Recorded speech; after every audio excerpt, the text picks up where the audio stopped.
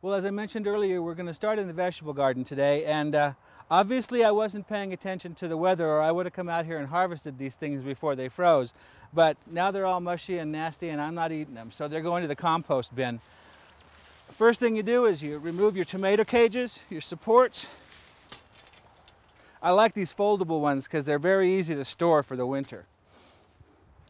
Now, I had no problems with diseases or insects in my garden this year, thank goodness, which means, you know, I'm not going to have to pull these tomatoes and throw them in the trash. I can take them out of the ground. I can leave the roots if I want to, or pull them all up, but they can go right in the compost bin because I'm not worried about contaminating the compost with any insects or diseases for next year. It's just that easy. Now, if you want to, you could take your pruners and cut this up into bits and pieces to make them decompose quicker. Personally, I'm in a hurry, so it'll just have to decompose on its own. The squash is done for the year too. It's not going to be producing anymore. It grew a lot, but again, no disease or insect problem. So I just like to take this very brittle plant, just break it up as best you can, and off to the compost bin it goes. Wear gloves. These things are prickly, bristly things. And it's not comfortable when you're sitting in front of the TV later on this evening and all of a sudden your hands and your arms are itching because of all the bristles from the squash. The most important part, once you've got this stuff all cleared out, is to come in here with a spade and do a little digging. And just make a rough dig. Just leave the big clods, leave the big clumps.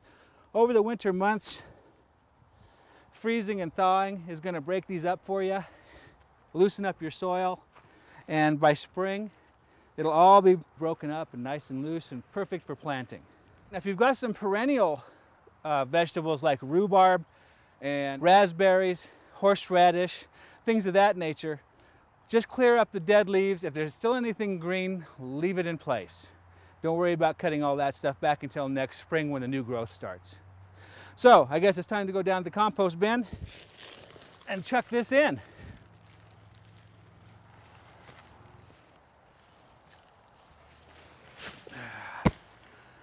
So as you can see, my compost bins are pretty full already. This is just what I've accumulated this year from the perennial beds in the vegetable garden. All of this could have been in the landfill, but instead we're recycling it here.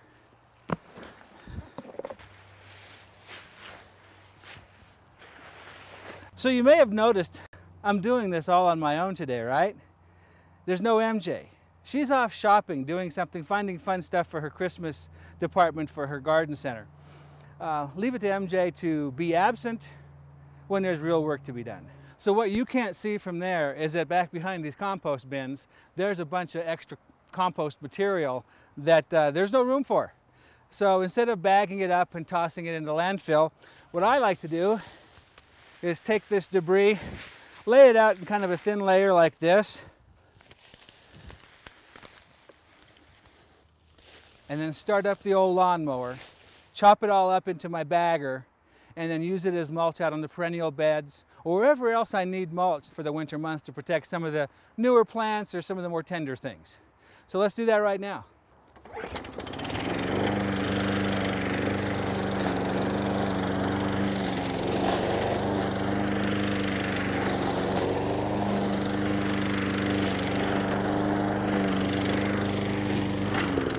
All right, so that's that. Now what you end up with here is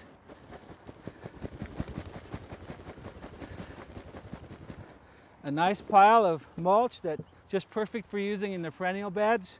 I wouldn't put it on the vegetable garden because that would have to be dug in so it decomposes for the winter. But as a mulch on top of the ground in the perennials and around shrubs and so forth for the winter, perfect stuff. So, just gather it up.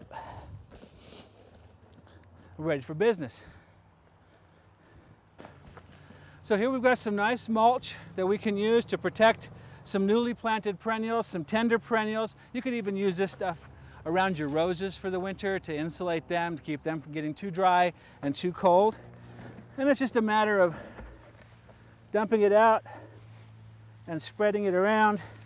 So that takes care of this little Coreopsis. I'll leave the rest of the perennial bed for MJ when she gets back. Right now, let's go head out to the vegetable garden. There's still a few more things that need to be harvested before it gets really cold. So why don't we go do that right now?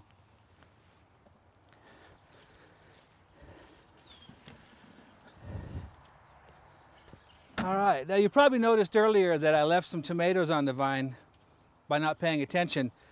Sometimes that happens with squash too. These are some straight-necked yellow squash. I was going to throw them away, but then I realized they'll make fine Halloween decorations. Now in front of me I have a bed of leeks, and it's about the time of year to harvest these guys. So the best way to do that is by using a nice garden fork, a digging fork, and gently pry them out of the ground that way. Don't try to just grab them by the neck and yank them out of the ground. That'll damage the tissues inside the leek. They won't store as well or last as long. And there you have a nice fat leek ready for some potato and leek soup. Now over here, this guy is Jerusalem artichoke. And they're a beautiful plant. They have yellow flowers at the top, so they do add some color to the vegetable garden. But what you're really after is the tubers underground. Now let me dig a couple of those up so you can see what they look like. Here again, don't just grab the stems and yank, because you won't get the good stuff. There you go, look at this. Look at all those Jerusalem artichokes under there. I would recommend only harvesting as much as you're going to eat at any given time. Leave the rest in the ground. They're perfectly hardy. They'll even freeze solid and be just fine. And always try to leave a few of these guys in the ground for next spring so you don't have to replant. They'll just come back on their own.